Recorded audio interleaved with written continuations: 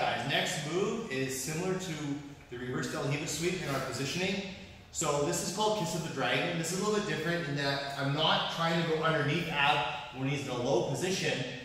I'm using this foot that comes on the hip to create space to lift ab up. Now I'm going to go to the same position we did for the last sweep, where I'm holding underneath of my own leg, 4 fingers in.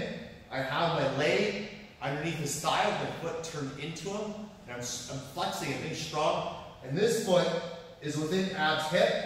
This hand is still on the collar. Now my goal at some point is again to post my foot on the mat that just came on the hip, but first I need to push ab up. Look how I switch my angle. I'm now going underneath ab and I'm looking at this far knee. I then need to pull myself through. This is the trick, is I already have one leg in. As I'm pulling ab forward, the leg that was already in needs to come out. I'm bringing him forward. So both knees and shin are in alignment with his. Okay, so not one leg stuck through. And I see some people do this, it won't work. I need to have both legs through. My hands come up immediately. And I lift as I grab him to take his back, and I sit up for seatbelt grip. Okay, so let's do that again. So if ab walks in, I control. Look how I immediately put that foot on the hip. This will save you guys. Even if you can't do these moves, the reverse del Hiva sweep right now, or Kiss of the Dragon, which is way cooler by the way, you're at least creating space, preventing him from sliding through.